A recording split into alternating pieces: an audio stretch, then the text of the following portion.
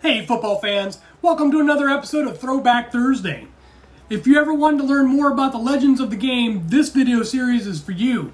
The Gridiron Legends series will spotlight members of the Pro Football Hall of Fame each week during the NFL season. Today, we're going to look at another 6 members of the inaugural induction class of 1963.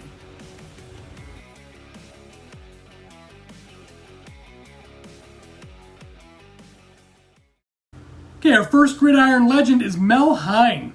He played 15 seasons in the NFL and was an all-NFL selection 8 times. Mel Hein, a fixture at the center for the New York Giants for 15 seasons, was one of the most durable players in NFL history. In the early days, there was no platoon football and players went 60 minutes every game. Yet he called for a timeout just once in his career, for hasty repairs to a broken nose in 1941. Even in his final campaign at the age of 36, Mel was still playing every game from the first kickoff to the final gun. Mel combined great stamina, cool head, mental alertness, and simply superior ability to become an exceptional star. He was named first-team All-NFL center 8 straight years from 1933 through 1940. He also earned second-team All-NFL recognition 5 other times, and in 1938 he was named the league's most valuable player, a rare honor for the center. He was the team captain for 10 seasons. Cappy could do everything expected of a center and a linebacker and quite a bit more.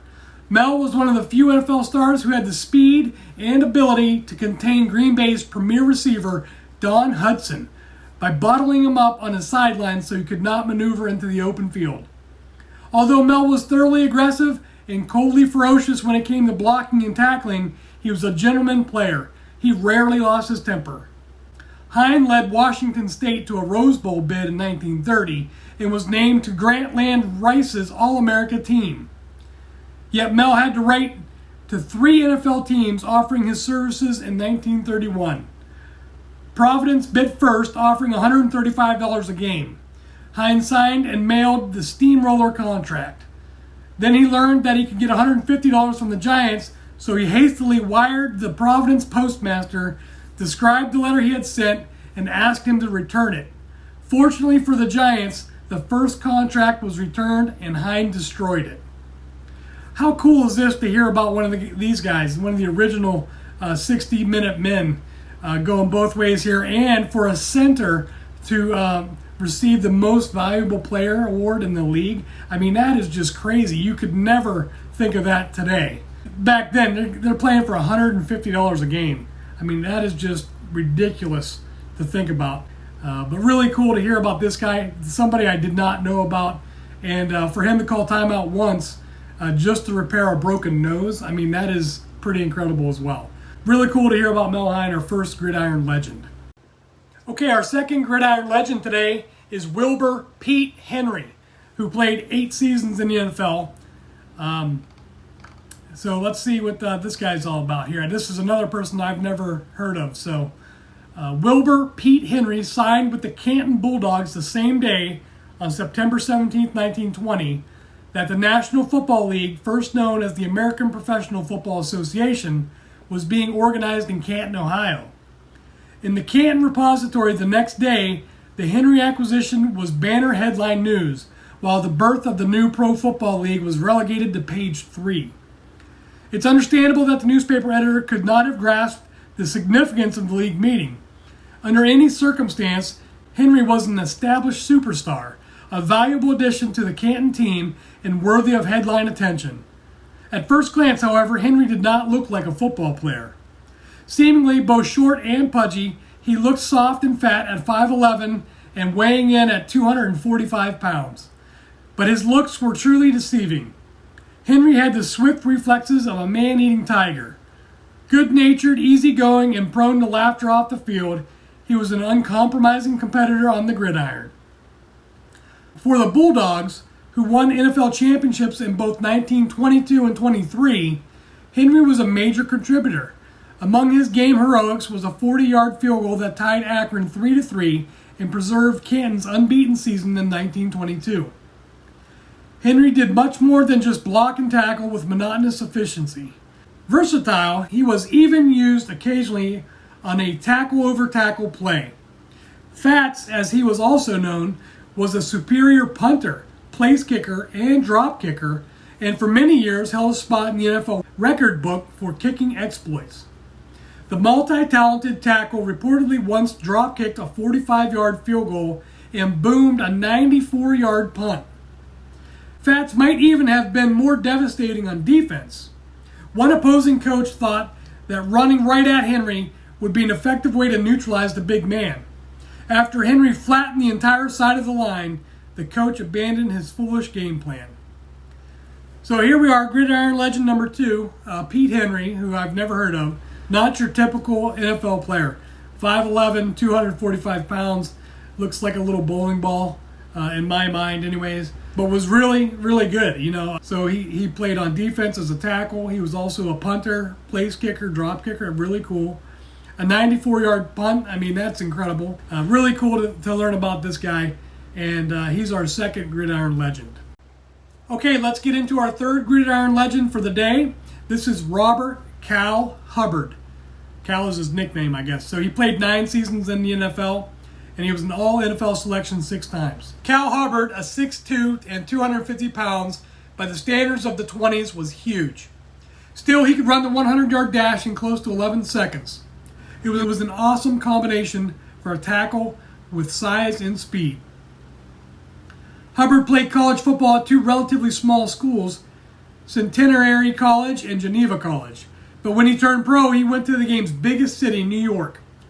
The Giants, however, were well stocked at the tackle position, so the big man from the small schools was moved to the end position on offense and linebacker on defense. For the next 2 years, 1927 and 28, the Giants teamed Cal with another future Hall of Fame lineman, Steve Owen. The addition of Big Cal made a good Giants defense great. New York posted 10 shutouts in 13 games in 1927 and allowed only 20 points for the season while winning their first title. Hubbard earned all-league acclaim both seasons with the New York Giants. In 1929, at his request, Cal was traded to Green Bay where he liked the small-town atmosphere. Packers coach Earl Lambeau was building a championship organization in Green Bay. Lambeau moved the versatile Hubbard back to the tackle spot. The Packers won NFL championships 3 straight years in 1929, 30, and 31. Cal enjoyed his best years with the Packers from 1929 to 33 and 1935. During that time, he earned first-team All-League honors as a guard in 1929 and a tackle in 1931, 32, and 33. During the summers in Green Bay, Hubbard began umpiring baseball games. In 1936, he began a new career as an American League umpire. He became almost as famous as a baseball umpire as he had been as a football player. In 1958, he was appointed umpire-in-chief to the American League. Hubbard is the only person to be enshrined in both the Baseball and Pro Football Hall of Fames. Wow, I mean, this guy is incredible. 6'2", 250 pounds. You know, if you transport yourself back in time to the 30s or the 1920s, big. I mean, that is a huge guy. He was a specimen for sure. And then how about turning to umpiring baseball games in the summer and then going on to become almost as famous or more famous as a baseball umpire. So really, really cool to learn about this guy. Another guy that I had no idea about, and that's our third gridiron legend for the day. Okay, our fourth gridiron legend today is Don Hutson. Now this guy I've heard of. I don't really know a lot of his history, but let's get into some of his stats here. He played 11 seasons in the league. He was an all-NFL selection 9 times. He had 488 career receptions. He totaled up 7,991 receiving yards and 99 touchdowns. Don Hutson's first touchdown came on an 83-yard pass from Arnie Herber in his second game as a Green Bay Packer. He wound up with 99 career receptions, a record that stood for more than 4 decades. When Hutson retired in 1945, after 11 superb seasons, He held 18 NFL records, including 488 career receptions. That was 200 more than his closest competitor. Hutson invented modern pass receiving. He created Z-outs, button hooks, hook and goes, and a whole catalog of moves and fakes. Although he had been an All-America at Alabama in 1934, there were plenty who doubted the skinny speedster could stand the pace of pro football. But it wasn't long before his mere presence on the field had changed the defensive concept of the game. Don could outmaneuver and outrace virtually every NFL defender in the league. He led the NFL in receiving in 8 of his 11 seasons and in scoring 5 consecutive years. Twice, in 1941 and 1942, he was named the league's MVP. Like everyone in the days before free substitution, Hutson was a 60-minute player who spent most of his career as a very fine safety on defense. In his final 6 seasons, he swiped 30 opposing passes. Often after scoring a touchdown, he would kick the extra point. In one quarter of a 1945 game, he caught 4 touchdown passes, kicked 5 extra points for an amazing 29 points. Had it not been for a unique decision by NFL President Joe Carr, Hutson might never have become a landmark pass catcher. After college, Don signed contracts with both the pass-minded Packers and the NFL's Brooklyn Dodgers, a team that rarely passed. Carr ruled the contract with the earliest postmark would be honored. The Packers' contract was postmarked 8:30 a.m., 17 minutes earlier than the Dodgers pact. Thus, Hutson became a Packer. So, here we are, gridiron legend number 4, Don Hutson, and, somebody that I've heard of, and I knew he was a great receiver. But we've got some controversy around him becoming a Packer, just like, one of our earlier gridiron legends calling the postmaster and getting his first contract returned to him, right? So this is just wild that back in the day, I'm sure they probably didn't have agents, and they were handling all this themselves. So, really interesting that some of these teams kind of really missed out. Or conversely, these players became stars where maybe they may not have. If he would have went to the Giants, who were not pass happy, he might have just disappeared into the annals of history. So I love this stat about, one quarter he scored 29 points. I mean, that is incredible. And to think of holding 18 NFL records and being a receiver that did not specialize in just one thing, right? He had to play 60 minutes, so he was also a safety. So, to think about it in today's standards, no players play both ways, really. And it's a very specialized sport, and I don't know that any one person holds 18 NFL records outside of maybe Tom Brady or maybe Jerry Rice. I'd have to check that out. Just incredible. So Don Hutson, that's our number 4 gridiron legend of the day. Okay, our number 5 gridiron legend today is Earl Curly Lambeau. So he's inducted as a contributor or head coach, and I've heard of him. I think the majority of people know who Curly Lambeau is. But we'll get into some of his stats here too, and let's dive in and see what he's all about. He was in the league for 35 seasons. His coaching record was 229 wins, 134 losses, and 22 ties. And he had 6 NFL titles to his name. So Earl Curly Lambeau founded the Green Bay Packers in 1919 and was the team's first playing star and its coach for 31 years. More than any other person, he is responsible for the existence today of the Packers' unique small-town franchise. Curly played fullback as a Notre Dame freshman in 1918 before an illness forced him to leave school. Back in Green Bay, he was offered $250 a month to work for the Indian Packing Company, which a year later organized a football team called the Packers. Lambeau became the team's coach and playing captain. Lambeau was the first pass-minded coach in the NFL, and his teams were like their leader, impatient and explosive. An excellent passer in his own right, Curly flew in the face of common practice. Despite rules that made it difficult to use the forward pass, Lambeau's Packers were a team whose main offensive weapon was the pass at any time, on any down, from anywhere on the field. With his vaunted passing attack, he led the Packers to championships in 1929, 1930, and 31. After signing future Hall of Fame receiver Don Hutson in 1935, they won 3 more titles. So advanced were Lambeau's coaching theories and Hutson's abilities that many of Hutson's records stood for 4 decades or more. After he retired as a player, Curley replaced himself with future Hall of Fame quarterback Arnie Hubbard and later Cecil Isbell, and the Packers remained a powerhouse for almost 3 decades. A sometimes hot-headed disciplinarian, Lambeau always got the most out of his players. Tackle Cal Hubbard, guard Mike Michalski, and halfback Johnny Blood McNally were fine players who enjoyed Hall of Fame careers under Lambeau. He resigned from the Packers following the 1949 season and later coached the Chicago Cardinals and Washington Redskins. For many years, his 229 career victories ranked second only to George Halas.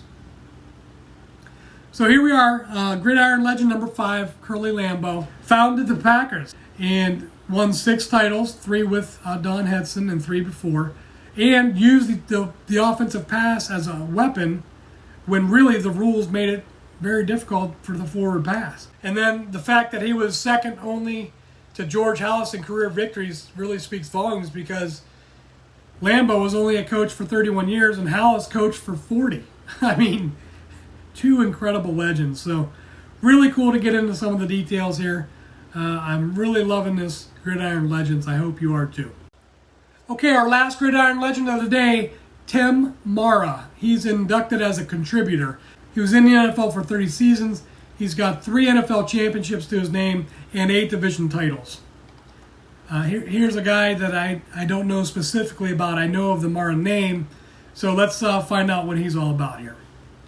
In 1925, it was apparent that the National Football League needed a showcase franchise. League president Joe Carr went to New York to offer fight promoter Billy Gibson a franchise.